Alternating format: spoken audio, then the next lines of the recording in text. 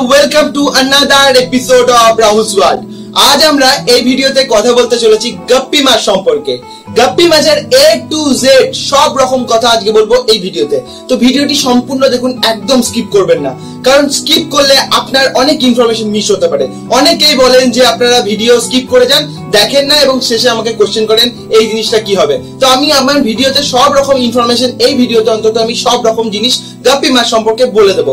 তো চলুন শুরু করা যাক। ভিডিওটি শুরু করার আগে একটাই রিকোয়েস্ট, যারা এখনো রাহুলস ওয়ার্ল্ডকে সাবস্ক্রাইব করেনি, এখানে থাকবে, নিচে থাকবে সাবস্ক্রাইব বাটন লাল কালারের, সেটাকে ক্লিক করুন, সাবস্ক্রাইব করুন, পাশে থাকা বেল আইকনটি বাজাতে একদম কিন্তু ভুলবেন না। তো চলুন গাপ্পি মাছে এবার আসা যাক। গাপ্পি মাছ হচ্ছে লাইফ বেয়ারার ফিশ, অর্থাৎ এরা জীবনকে ক্যারি করে, ডাইরেক্ট বাচ্চা দেয়, সেজন্য এদেরকে লাইফ বেয়ারার ফিশ বলা হয়। তো এই ক্ষেত্রে গাপ্পি মাছের যে ভ্যারাইটি, প্রচুর পরিমাণে প্রচুর নানা কালারের ভ্যারাইটি গাপ্পি মাছের অ্যাভেলেবেল বাজারে।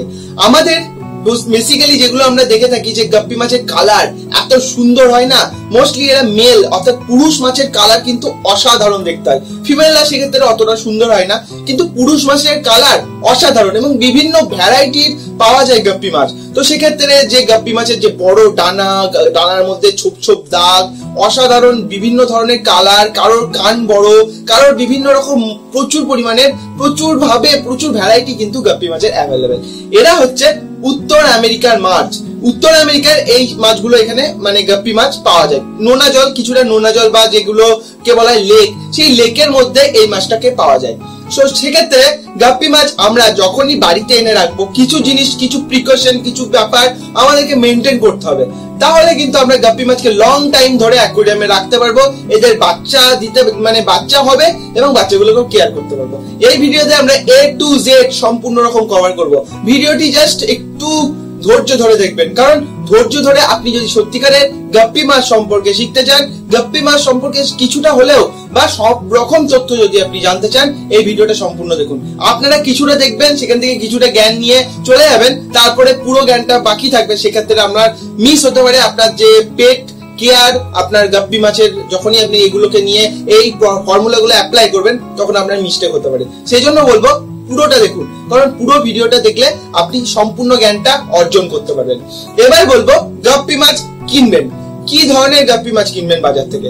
তো সেক্ষেত্রে বলবো, এক্ষেত্রে কি ধরনের, আমাকে কয়েকজন কোশ্চেনও করেছিল যে কি ধরনের গাপ্পি মাছ সব থেকে ভালো হয়, আমি কি ধরনের গাপ্পি মাছকে আগে থেকে প্রেফার করি। তো সেক্ষেত্রে এটা পার্সোনাল কেয়ারের উপর, মানে যার যেটা মনে হয় সেরকম ভাবে তারা নির্ধারণ করবে। আমার যেটা ভালো লাগে আমি সেটা বলবো, আপনাদের সেক্ষেত্রে মত আলাদা হতে পারে। আমি যে ক্ষেত্রে এগুলো বলবো, এলিফ্যান্ট ইয়ার বা ডাম্বো ইয়ার, এলিফ্যান্ট বা ডাম্বো, ডাম্বো মানে এলিফ্যান্ট, তো ডাম্বো ইয়ার যে কানগুলো বড় বড় হয়, ওই গাপ্পিগুলো আমার বেশ ভালো লাগে। ওগুলোকে আমি প্রথমেই বলবো, আমি নিজের ক্ষেত্রে বলবো এগুলোকে প্রেফার করতে। তো এগুলো বেশ ভালো লাগে এবং এগুলো আপনারা যদি শুরু করতে চান, এই গাপ্পি থেকে শুরু করতে পারেন, এটা আমার প্রেফারেন্স। আপনাদের যদি অন্য কোনো গাপ্পি ভালো লাগে, সেটা আপনারা করতে পারেন, সেটা আপনাদের ব্যাপার।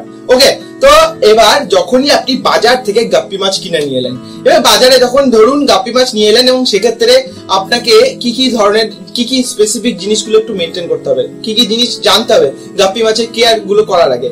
তো বাজারে যখন আপনি গাপ্পি মাছ কিনতে যাবেন, সেক্ষেত্রে সেই গাপ্পি মাছটার অ্যাক্টিভিটি, কালার, এটার যে কালারটা দেখবেন এবং সেভাবে কিনবেন। মেল গাপ্পি দেখতে অসাধারণ হয়, পাতলা মানে ছিপছিপে শরীর হয়, শরীরটা পাতলা হয় এবং লেজটা হয় বড় মতো। এটা হচ্ছে মেল গাপ্পির আইডেন্টিফিকেশন। সেক্ষেত্রে কিন্তু ফিমেলরা দেখতে কদাকার হয়, অতটা সুন্দর হয় না, এদের গায়ের কালার অতটা ভালো হয় না, কিন্তু যে লেজের কিছুটা দিক হয় সেক্ষেত্রে কিছুটা রং দেখা যায়, কিন্তু গায়ের কালারটা ওভারঅল অত সুন্দর মেলদের মতো অত সুন্দর হয় না। আর একটা জিনিস হচ্ছে, মেল আর ফিমেলের আইডেন্টিফাই এর জন্য বা আইডেন্টিফিকেশনের জন্য আরেকটা জিনিস যেটা হতে পারে, যেটা আরেকটা জিনিস, সেটা হচ্ছে যে মেলরা কিন্তু ফিমেলদের থেকে সাইজে ছোট হয় আর ফিমেলরা বেশ বড় সাইজের হয়। এক্ষেত্রে মেলদের সাইজ মোটামুটি 1.5 ইঞ্চি মতো হয়ে থাকে এবং ফিমেলদের সাইজ মোটামুটি 2.5 ইঞ্চি কি 3 ইঞ্চি, খুব বেশি হলে 3 ইঞ্চি হয়ে থাকে। এবার বলবো, আপনি যখন বাজার থেকে কিনে নিয়ে এলেন, বাজার থেকে কিনে নিয়ে আসার পর বাড়িতে কি করবেন। তো বাজার থেকে যখনই মাছ কিনে নিয়ে এলেন, অন্য যে কোনো মাছের মতোই এটাকেও আপনি ট্যাঙ্কে ছাড়ার আগে সিজনিং করবেন। আমি ধরে নিচ্ছি আপনার কাছে পুরো ট্যাঙ্ক সেটআপ করা আছে, ট্যাঙ্ক সেটআপে পরে আসছি অবশ্য, তো ধরে নিচ্ছি আপনার কাছে ট্যাঙ্ক সেটআপ করা আছে। তো সেক্ষেত্রে আপনাকে সিজনিং করতে হবে। সিজনিং জিনিসটা কি জানেন, আপনার যে প্যাকেটটা বা যে প্যাকেটের মধ্যে গাপ্পিটা নিয়েছেন সেটা জলের মধ্যে চুবিয়ে রাখবেন, ব্যাস, আর কিচ্ছু করতে হবে না। চুবিয়ে রাখলে যখন 8 ঘন্টা রেখে দেবেন, টেম্পারেচারটা 1 হয়ে যাবে এবার ট্যাঙ্কের মধ্যে ছেড়ে নেবেন। এই সিজনিংটা না করলে কি হয়, আপনি ডাইরেক্ট মাছটাকে এনে ছেড়ে দিলেন, মাছটাকে ট্যাঙ্কের মধ্যে ছেড়ে দিলেন। প্রথমে মানে প্রথম 1-2 দিন কিছু বুঝতে পারবেন না যে মাছটা কিছু প্রবলেম হয়েছে, কিচ্ছু বুঝতে পারবেন না। বুঝতে পারবেন 5-6 দিন পর থেকে হঠাৎ এমন একটা রোগ হবে, মাছটা মরে যাবে। তো সেক্ষেত্রে বলবো সিজনিং জিনিসটা করে নিন। সিজনিং জিনিসটা যদি আপনি অ্যাপ্লাই করতে পারেন, খুব সহজে কিন্তু মাছটাকে কেয়ার করা যেতে পারে। এবার চলে আসবো ট্যাঙ্ক সেটআপ। এরা কি ধরনের ট্যাঙ্কে থাকে, কি রকম এনভায়রনমেন্ট, কি রকম পরিবেশ এরা ভালোবাসে, সেটাকে এবার আপনাদের জানাতে হবে, বা সেগুলো আপনাদের এই মুহূর্তে এবার জানতে হবে। তো ট্যাঙ্ক সেটআপ, যদি আপনি এক্ষেত্রে একটা গাপ্পি কেউ রাখে না, এখানে আমাকে আগের দিন কয়েকজন বলছিলেন যে একটা গাপ্পি রাখতে চাই, আমি বলবো একটা গাপ্পি রেখে কোনো লাভ নেই। আপনি একটা গাপ্পির জায়গায় এখানে 5 থেকে 7টা কি 10টা গাপ্পি রাখুন, দেখতে ভালো লাগবে, সুন্দরতা অবলম্বন করুন, যে সুন্দর দেখতে লাগবে, এগুলো বেশ ভালো লাগে দেখতে, একটা রেখে কি হবে। তো আমি আমার মতেটা, তো সেক্ষেত্রে আপনি যখনই আপনার ট্যাঙ্কের মধ্যে যদি আপনি এরকম একটা ট্যাঙ্ক ইউজ করতে পারেন, বা আপনি 2 ফিটের, এটা 4 ফিটের ট্যাঙ্ক, তো সেক্ষেত্রে এর হাফ 2 ফিটের একটা ট্যাঙ্ক ইউজ করতে পারেন একটা গাপ্পির জন্য। তো সেক্ষেত্রে গাপ্পির কি ট্যাঙ্ক সেটআপ হয়, এমনি কমিউনিটি ট্যাঙ্কের মধ্যে বা অ্যাকোরিয়াম, কাঁচের অ্যাকোরিয়াম, বা আপনি যদি এক্ষেত্রে চৌবাচ্চা ইউজ করেন, সেক্ষেত্রে কিন্তু গাপ্পি সব থেকে ভালো থাকে। চৌবাচ্চার ক্ষেত্রে কি রকম প্রিকশন, কি কি জিনিস আপনাকে মেনটেন করতে হবে সেটা আমি বলি। যদি আপনি দেখতে চান গাপ্পিকে সচরাচর তার সৌন্দর্য উপভোগ করতে চান, সেক্ষেত্রে আপনাকে এরকম ট্যাঙ্ক ইউজ করতে হবে, বা আপনি যদি গাপ্পি পন্ড ইউজ করতে চান, সেক্ষেত্রে আপনাকে চৌবাচ্চা ইউজ করতে হবে, যেরকম চৌবাচ্চা আমি একটু পরে আপনাদেরকে দেখাবো। তো এবার বলি, এরকম যদি ট্যাঙ্ক হয় কি জিনিস আপনাকে মেনটেন করতে হবে। প্রথমেই আপনাকে ট্যাঙ্ক সেটআপ করতে হবে। আপনি যখনই গাপ্পি পুষতে শুরু করেছেন, মোটামুটি 5-7 দিন আগে থেকে আপনি ট্যাঙ্ক সেটআপ শুরু করুন। তারপরে আপনি বাড়িতে বা বাজার থেকে গাপ্পি মাছ কিনে নিয়ে আসেন। তো ট্যাঙ্ক সেটআপে কি করতে হবে, প্রথমেই আপনার যে ট্যাঙ্ক আছে, ট্যাঙ্কের মধ্যে একদম প্রথমে জল ভরে দেবেন। জল ভরে দেওয়ার পর, বা প্রথমে যদি সাবস্ট্রেট গুলো তলায় সাবস্ট্রেট দিতে চান, সেক্ষেত্রে তলায় সাবস্ট্রেট প্ল্যান্টেড করতে চান, খুব বেশি গাছ দেওয়ার না যদি দিতে চান, সেক্ষেত্রে কোনো অসুবিধা নেই। নর্মাল যদি প্ল্যান্টেড অ্যাকুরিয়াম করতে চান, সেক্ষেত্রে আমি বলি রাখি কি করতে হবে। প্রথমে আপনার সারফেসের মধ্যে আপনি পাথর, বালি যেগুলো দেবেন, সাবস্ট্রেটে যা দিতে চান, এক্ষেত্রে আপনি বালি দিতে পারেন। বালি মানে হচ্ছে কনস্ট্রাকশনে যে বালি ইউজ করা হয়, সেই বালি আপনি ইউজ করতে পারেন। এক্সট্রা বাইরে থেকে ব্ল্যাক স্যান্ড, অ্যাকুরিয়াম সয়েল কিচ্ছু কেনার দরকার নেই, পয়সা কম খরচে আমি এটা করে এটা করা যেতে পারে। আর একটা জিনিস হচ্ছে যে যেখানে যেখানে কনস্ট্রাকশন হয়, সেই সব জায়গাতে আপনি গেলেই দেখতে পাবেন যে তারা বালিগুলোকে এভাবে চেলে নেয়। ওকে, যে চালা বালি তলায় পড়ে যায়, ওই বালিটাকে কিন্তু তারা তাদের যে কনস্ট্রাকশনের কাজে ব্যবহার করে। এবার যে চালার পর অবশিষ্ট যে ছোট ছোট নুড়ি টুকরো যেগুলো আপনি এই মুহূর্তে দেখতে পাচ্ছেন, এই জিনিসগুলো আপনি ইউজ করতে পারেন। এগুলোকে আপনি ভালোভাবে ওয়াশ করবেন, খুব ভালোভাবে ওয়াশ করলে একদম ঝকঝক করবে।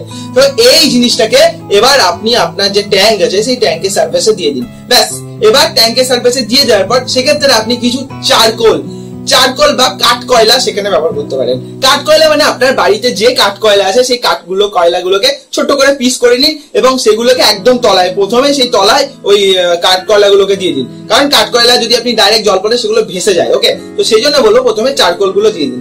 চারকোল গুলো দেওয়ার পর তার উপরে এবার আপনার যে আমরা যে নুড়ি টুড়ি গুলো এনেছেন, বা যে ছোট ছোট পাথর নুড়ি গুলো, সেগুলো উপরে ওটাকে ভালোভাবে কভার করে দিন। হয়ে গেল। এবার আপনি জল ভরে দিন। জল ভরে দেওয়ার নিয়মটা হচ্ছে, আপনার যে ট্যাঙ্ক আছে, সেই ট্যাঙ্কের মধ্যে এবার আপনাকে জল ভরতে হবে। একটা নর্মাল একটা প্লেট দিয়ে দিন, প্লেট পেতে দিন, সেই প্লেটের উপর আপনি জলটা ঢেলে দিন। ব্যাস, আর কিচ্ছু করার দরকার নেই, জল ঢেলে দিন। এবার ন্যূনতম একটা হাইট করে আপনি জল ঢেলে দেবেন, তাহলেই হয়ে যাবে। এবার জল ঢালার পর কি করতে হবে আপনাকে, জল ঢালার পর আপনাকে ওই ট্যাঙ্কের মধ্যে যথেষ্ট পরিমাণ যখন জল, মোটামুটি ধরুন 6 থেকে 7 ইঞ্চি হাইট জল ঢেলে দিয়েছেন, এবার আপনার যে ট্যাঙ্কের মধ্যে আপনি যদি গাছ অ্যাড করতে চান, গাছ অ্যাড করতে পারেন। এই ক্ষেত্রে গাপ্পির জন্য আপনার বিভিন্ন ধরনের গাছ আপনি অ্যাড করতে পারেন। সব থেকে ভালো গাছ যদি আপনি অ্যাকোরিয়ামে ইউজ করতে পারেন, সেক্ষেত্রে বড় পাতার অ্যামাজন সোড ইউজ করতে পারেন, আপনি ঝাঁঝি ইউজ করতে পারেন, আপনি যে কোনো গাছ বা গাপ্পি গ্রাস যেগুলো বলা হয়, যেগুলো তলার মধ্যে বড় বড় বেশ ঘাস টাইপের হয়, ওগুলো আপনি ব্যবহার করতে পারেন গাপ্পির জন্য। ওকে, তো এবার সেই আপনার পছন্দ মতো গাছ দিয়ে আপনি আপনার ট্যাঙ্কটাকে সাজাবেন। কমপ্লিট, এটা আপনার নিজের উপর ডিপেন্ড করে, আপনি কিরকম ভাবে মানাচ্ছে সেরকম ভাবে করতে পারেন। আপনি চাইলে একটা ড্রিপ টুর দিতে পারেন, কোনো অসুবিধা নেই। ব্যাস, গাপ্পি সেটআপ রেডি। এবার ওই সেটআপটাকে আপনাকে ফেলে রাখতে হবে নরমালি। এবার এক্ষেত্রে আপনি ফিল্ট্রেশন কি দেবেন, সিম্পল স্পঞ্জ ফিল্টার ইউজ করুন। সিম্পল একটা স্পঞ্জ ফিল্টার ইউজ করবেন, আর কিচ্ছু দেওয়ার দরকার নেই সেরকম ভাবে। এবার হয়ে গেল, গল্প শেষ। এবার ওই স্পঞ্জ ফিল্টারটাকে চালিয়ে রেখে দিন। ওইভাবে চালিয়ে রেখে মোটামুটি দুদিন কন্টিনিউ এরকম ভাবে থাকুক, দুদিনে মোটামুটি 3-6 ঘন্টা করে পার ডে, 3-6 ঘন্টা আপনি দুদিনে চালিয়ে রাখুন, ব্যাস এনাফ। যখনই দেখবেন 2-3 দিনের পর জলটা একদম ক্রিস্টাল ফটফটে হয়ে গেছে, তখন এবার মাছ ছাড়ার টাইম এসে গেছে। এখানে কয়েকটা জিনিস তার আগে অ্যাড করতে হতে পারে, বা আপনাকে যদি আপনি অ্যাড করতে চান সেগুলো অ্যাড করতে হবে। সেটা হচ্ছে যে কিছু পরিমাণে আপনাকে এখানে লবণ অ্যাড করতে হবে। কি লবণ ইউজ করবেন? সন্ধ্যব লবণ অ্যাড করবেন। সন্ধ্যব লবণটা যখনই আপনি ট্যাঙ্ক সেট আপ করছেন, মাছ ছাড়ার আগেই যখন এই ট্যাঙ্ক সেট আপ করছেন, ট্যাঙ্কের মধ্যে জল দিয়ে দিয়েছেন, সেই টাইমে তো সন্ধ্যব লবণের সাথে আপনি যেটা ইউজ করতে পারেন সেটা হচ্ছে যে খাবার সোডা। ওকে, এবার সন্ধ্যব লবণের সাথে আপনি খুব কম পরিমাণে খাবার সোডা সেখানে অ্যাড করে দেবেন, ব্যাস আর কিচ্ছু করার দরকার নেই। এবার আপনি আপনার ট্যাঙ্কের মধ্যে মাছগুলো ছাড়তে শুরু করবেন। মাছগুলোকে ছাড়তে শুরু করলে হয়ে গেল। মাছ এবার ছেড়ে দেবেন ট্যাঙ্কের মধ্যে, এক এক করে মাছগুলোকে ছেড়ে দেবেন। এবং একটু লক্ষ্য করবেন, আগেই বললাম যদি এই মুহূর্তে আপনি ওই বাজার থেকে কিনে নেন, সেক্ষেত্রে সিজনিং করিয়েই মাছটাকে ছাড়বেন অবভিয়াসলি, সেটা তো আপনি বুঝতেই পারছেন এখন। এবার ট্যাঙ্কের মধ্যে পুরো প্রসেস কমপ্লিট। এবার মাছ ছেড়ে দেবেন। আপনি যদি আপনার যে ট্যাঙ্কটা আছে সেই ট্যাঙ্কটাকে সাইকেল ট্যাঙ্ক করতে চান, সেক্ষেত্রে আমি একটা জিনিস বলবো, আপনি যখন ট্যাঙ্ক সেটআপ করছেন, ট্যাঙ্ক সেটআপ যখন হচ্ছে, সেই টাইমে যখন আপনার ট্যাঙ্কে ব্ল্যাঙ্ক ফেলে রাখছেন, সেক্ষেত্রে আপনি কিছু পরিমাণে, খুব কম, বেশি নয় কিন্তু, খুব কম, একদম অল্প পরিমাণে মাছের খাবার দিয়ে রাখতে পারেন, বা একটু করে কুচো চিংড়ি, ছোট্ট একটা চিংড়ির টুকরো সেখানে ফেলে রাখতে পারেন। এখানে একটা জিনিস আমি আগে থেকে বলে রাখছি, খুব বেশি অ্যামাউন্টের নয়। যদি এত বড় একটা ট্যাঙ্কে আপনি গাপ্পি মাছ রাখতে চান, 4 ফিটের একটা ট্যাঙ্ক আমি এখানে পিছনে আছে বলে দেখাচ্ছি, তো 4 ফিটের একটা ট্যাঙ্কে যদি আপনি গাপ্পি মাছ রাখতে চান, সেক্ষেত্রে আপনাকে একটা ছোট্ট টুকরো, খুব সামান্য একটা টুকরো চিংড়ি মাছের একদম ছোট টুকরো ফেলে দিতে হবে। কিছুদিন আগে একজন আমাকে জিজ্ঞেস করছিলেন যে তিনি একটা বড়, আমার ভিডিওগুলো দেখেই তিনি একটা ট্যাঙ্কের মধ্যে একটা চিংড়ি ছেড়ে দিয়েছে। তো সেক্ষেত্রে একটা বড় চিংড়ি হয়তো তিনি ছেড়ে দিয়েছিলেন, বা বড় চিংড়ি সাইজে ছেড়ে দিয়েছিলেন, তো সেক্ষেত্রে জলটা নোংরা হয়ে গেছিল। তো সেক্ষেত্রে এরকম করবেন না। আর এইরকম যদি হয়েও যায়, কেউ ভুলবশত করে ফেলতেই পারেন, তো সেক্ষেত্রে আপনাকে 50% জল চেঞ্জ করে দিন এবং ওই চিংড়িটাকে তুলে ফেলে দিন, এবং কন্টিনিউ যে এয়ার ফ্লো করাচ্ছেন সেগুলো ফ্লো করান, এবং কিছুটা সন্ধ্যব লবণ আর আপনার খাবার সোডা অ্যাড করে দিন, ব্যাস আর কিচ্ছু করার দরকার নেই। হয়ে গেল ট্যাঙ্কের মধ্যে আপনার এবার পুরো ব্রিডিং বলছি, এক্ষেত্রে আপনার যে পুরো সেটআপটা কমপ্লিট। এবার সেটআপের ক্ষেত্রে আপনার এবার গাপ্পি ছেড়ে দিন, আর কিন্তু গাপ্পি মাছ মরবে না। এ হয়ে গেল গাপ্পির পুরো থিওরি। এবার চলে আসবো গাপ্পি মাছের ব্রিডিং। তো সেক্ষেত্রে বলবো, এরা যেহেতু লাইফ বিয়ারের ফিশ, অর্থাৎ এরা জীবনকে ক্যারি করে, তো সেক্ষেত্রে যখনই এরা জীবনকে ক্যারি করে, এক্ষেত্রে আপনাকে কি করতে হবে? এক্ষেত্রে খুব সহজে কিন্তু এদেরকে ব্রিডিং করানো যায়। সেক্ষেত্রে আপনাকে ব্রিডিং ট্যাঙ্কের ক্ষেত্রে আপনাকে একটা 10 থেকে 12 লিটারের ট্যাঙ্ক নেবেন। সেই ট্যাঙ্কের মধ্যে অল্প করে ফ্লোটিং টাইপের কিছু গাছ দিন, কিছু বেশি ঝামেলা করার দরকার নেই, ফ্লোটিং টাইপের কিছু গাছ উপরে ছড়িয়ে দিন, ব্যাস। এবারে ফ্লোটিং টাইপের তলায় সাবস্ট্রেট অল্প করে দিতে পারেন। আর এবার আপনি এদেরকে কিছু লাইভ ফুড খেতে দেবেন, যেমন এদেরকে খাবার আপনি দিতে পারেন মসকুইটো লার্ভা, ব্লাডওয়ার্ম নিয়ে অলরেডি আমার একটা ভিডিও চলে এসেছে কিভাবে কালচার করতে হয়। যারা এখনো দেখেননি তারা এই নিচে থাকবে ডিসক্রিপশনে, তাদের লিঙ্কটা আমি দিয়ে দেবো, বা আই বাটন থেকে আপনি দেখে নিতে পারেন। ওকে, বা গাপ্পি ফিশ বা যে কোনো ফিশের লাইভ ফুড সম্পর্কে আমার বিস্তারিত একটা ভিডিও আছে, সেটাও আপনারা দেখে নিতে পারেন। তো সেটাও কাইন্ডলি যারা দেখতে চান তারা দেখে নিতে পারেন। সেক্ষেত্রে আপনি কিভাবে ফুড কালচার করতে হয় সেটা আপনি শিখে যাবেন। ওকে, হয়ে গেল। এবার আপনি এখানে যখনই মাছটাকে ছেড়ে দেবেন, সকালবেলা ধরুন একটা মাছ প্রেগনেন্ট হয়ে গেছে, পেটটা বেশ ফুলে আছে, সেক্ষেত্রে এরা কি করে বাচ্চা দেবে সেটা কি করে বুঝবেন? এদের যে গ্রাভাইন স্পট হয় তলার মধ্যে, একটা দাগ পেটের মধ্যে, পেট ফুলে যাবে যখন বাচ্চা দেওয়ার টাইম চলে আসবে, পেট একদম ওভারলোডেড হয়ে যাবে, এবং তলার মধ্যে একটা গ্রাভাইট স্পট অর্থাৎ একটা দাগ চলে আসবে, যেটা দেখলে আপনি বুঝতে পারবেন যে আপনার গাপ্পি মাছ এবার বাচ্চা দেওয়ার জন্য রেডি। তো শুধুমাত্র সেই মাছটাকে তুলে নিয়ে এসে, কোনো মেল আনা দরকার নেই, শুধুমাত্র সেই মাছটাকে তুলে নিয়ে এসে আপনি ওই ট্যাঙ্কের মধ্যে ছেড়ে দিন, যে ট্যাঙ্কটা আপনি তৈরি করেছেন, ব্যাস। এবার প্রপার সানলাইট দিন, সেই দিন আপনার ডাইরেক্ট সানলাইট না দিলেও চলবে, নর্মাল একটা সানলাইট দিন, আলো বাতাস যেন পড়ে ভালোভাবে, ঠিকঠাক এমন একটা জায়গায় রেখে দিন। ওকে, ব্যাস। খোলা জায়গায়, খোলা বাতাস, ঘরের মধ্যে নয়, এটা বাইরে জায়গা, এমন জায়গায় করুন খুব ভালো হয়, ঘরের মধ্যে হয়ে যায়, বাইরে হলে খুব তাড়াতাড়ি হয়ে যায়। এবার ওরকম ভাবে রেখে দিন, বা ছাদের মধ্যে রেখে দিন, সব থেকে ভালো হবে। মোটামুটি 2 থেকে 2.5 ঘন্টা কি 3 ঘন্টা পর গিয়ে দেখবেন আপনার সব বাচ্চা দিয়ে দিয়েছে। এক্ষেত্রে একটা জিনিস আপনাকে মেনটেন করতে হবে, বাচ্চা হওয়ার পর একটু হাইডিং প্লেস দিতে হবে, কারণ বাচ্চারা একটু যেন লুকোতে পারে। নাহলে দেখা যায় অনেক সময় কি হয়, যদি গাপ্পি গুলো স্ট্রেসে চলে আসে, বারবার আপনি মাছগুলোকে দেখতে যাচ্ছেন, একটু ওই পানাগুলো সরিয়ে দেখছেন, বা কখনো কখনো এভাবে খুলে এভাবে দেখছেন, তো সেক্ষেত্রে মাছগুলো স্ট্রেসে চলে আসে। স্ট্রেসে চলে এলে কিন্তু এরা নিজেদের বাচ্চাগুলোকে খেয়ে নিতে পারে। এখানে আমাকে একজন কোশ্চেন জিজ্ঞেস করেছিলেন যে আমার মাছের গাপ্পি মাছ বাচ্চা দিচ্ছে কিন্তু বাচ্চাগুলোকে খেয়ে নিচ্ছে, তার একটা কারণ এটা হতে পারে, মাছ স্ট্রেসে চলে এলে কিন্তু তারা নিজের বাচ্চাকে খেয়ে নেয়। তো সেক্ষেত্রে আপনি এই জিনিসটা করবেন না যে আপনার মাছকে দেখতে যাবেন না বারবার, তো বাচ্চা দিয়ে যাবে তারপরে যাবেন বিন্দাস দেখবেন। এবার বাচ্চা দেওয়া হয়ে গেল, তারপর কি করতে হবে? বাচ্চা দেওয়া হয়ে যাওয়ার পর আপনার যে গাপ্পি মাছটাকে আছে সেটাকে সেপারেট করে নিতে হবে, সেটাকে তুলে নিতে হবে বাচ্চা দেওয়ার পর। এবার তুলে নেওয়ার পর আপনার যে গাপ্পি মাছটাকে সেটাকে আবার নর্মাল যেখানে আপনার যে ট্যাঙ্ক ছিল সেই ট্যাঙ্কের মধ্যে আবার ছেড়ে দেবেন এবং তাকে ভালো খাবার দেবেন, কারণ যেহেতু তার বাচ্চা হয়েছে সদ্য, তো সেক্ষেত্রে তার ভালো খাবারের দরকার হয়ে যায়, তো সেক্ষেত্রে তাকে ভালো খাবার প্রোভাইড করবেন। ব্যাস হয়ে গেল। এবার চলে আসছি কিছু রোগ সম্পর্কে। গাপ্পি মাছের বেসিক্যালি কিছু সেরকম রোগ হয় না, বাচ্চার কি একটা আমি পরে আসবো। তো সেক্ষেত্রে গাপ্পি মাছের মোস্টলি যা যা রোগ হয়, রোগ সম্পর্কে আমার ডিটেলে বিস্তারিত একটা ভিডিও আছে এবং আমি একটা লাইভ ভিডিওতেও সেখানে বলেছিলাম যে কি রোগ হলে কি রকম ট্রিটমেন্ট করতে হয়। সেখানে 2 থেকে 3টে ভিডিও আছে, সেক্ষেত্রে আপনি আপনার চ্যানেলে যান, আমার চ্যানেলে গেলেই আপনি সেখানে দেখতে পাবেন, বা আমি সেগুলো ডিসক্রিপশনে বা আই বাটনে লিংক দিয়ে দেবো, সেগুলো আপনি দেখে নেবেন। তো সেক্ষেত্রে রোগ নিয়ে যাচ্ছি না ডিটেলে, অলরেডি আমার ভিডিও বানানো আছে, সেটা দেখে নেবেন। এবার চলে আসছি বাচ্চাদের কেয়ার। তো বাচ্চাদের কি খাওয়াবেন? ইনফোসরিয়া খাওয়াতে হবে। ইনফোসরিয়া কিভাবে কালচার করতে হবে সেটা অলরেডি আমি একটা ভিডিও বানিয়ে দিয়েছি, সেটা যারা দেখেননি তারা আই বাটন থেকে বা ডিসক্রিপশনে লিংক আছে পেয়ে যাবেন, দেখে নেবেন। তো ইনফোসরিয়া খাওয়াবেন। ইনফোসরিয়া কি? একটা সবুজ জল, যে এক ধরনের কি বলবো, এক ধরনের প্রাণী বলতে পারি, তো এক ধরনের মাইক্রোবস, তো সেগুলো ইনফোসরিয়া, সেগুলো আপনার মাছের বাচ্চাদের দিন, মাছের বাচ্চা খুব তাড়াতাড়ি গ্রোথ করবে। এবং মাছের বাচ্চাকে একটা বড় সারফেসের জায়গায় ছাড়বেন, বড় জায়গা যেখানে অনেক গাছ থাকবে, লুকোনোর জায়গা থাকবে, এরকম জায়গার মধ্যে আপনার মাছের বাচ্চাগুলোকে ছেড়ে দেবেন। তাতে কি হবে? মাছের বাচ্চাগুলো খুব সহজে কিন্তু গ্রোথ করবে, খুব তাড়াতাড়ি গ্রোথ করবে।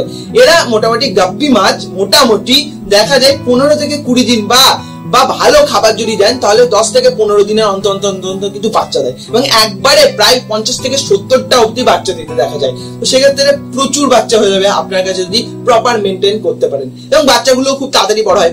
একটা বাচ্চাকে যদি খুব ভালো খাবার দেওয়া হয়, সে কিন্তু 3 মাস পর থেকেই দেখা যায় বাচ্চা দিতে শুরু করেছে। তো আমার কাছে যে বাচ্চাগুলো ছিল, সেই বাচ্চাগুলো মানে এখনো কিছু আছে, তো সেক্ষেত্রে তারা দেখা গেছিল 3-4 মাস পর থেকেই কিন্তু বাচ্চা দিতে শুরু করে দিয়েছিল। তো এই জিনিসগুলো আপনাকে বেসিক্যালি এই কথা যেগুলো আমি বলে দিলাম সেগুলো আপনাকে মেনটেন করতে হবে। এই জিনিসগুলো যদি আপনি মেনটেন করেন, আপনার গাপ্পি মাছের সমস্যা আর কোন রকম হতেই পারে না। তো জাস্ট আমি যে এই ভিডিওতে যেগুলো বললাম সেগুলো জাস্ট মেনটেন করুন, গাপ্পি মাছের বাচ্চা আর মরবে না। গাপ্পি মাছের খাবার এগুলো সবই তো বলে দিলাম, কি খাবার দেবেন কি খাবার দেবেন না। তো ভিডিওটা সম্পূর্ণ দেখবেন আশা করছি, আর ভিডিওটি ভালো লাগলে একটা লাইক করবেন, আর এখনো যারা রাহুল সোলকে সাবস্ক্রাইব করেনি, এই নিচে থাকবে সাবস্ক্রাইব বাটন, ক্লিক করুন, সাবস্ক্রাইব করুন, পাশে থাকুন। আজ আসছি, দেখা হচ্ছে খুব তাড়াতাড়ি, ততদিনের জন্য গুড বাই।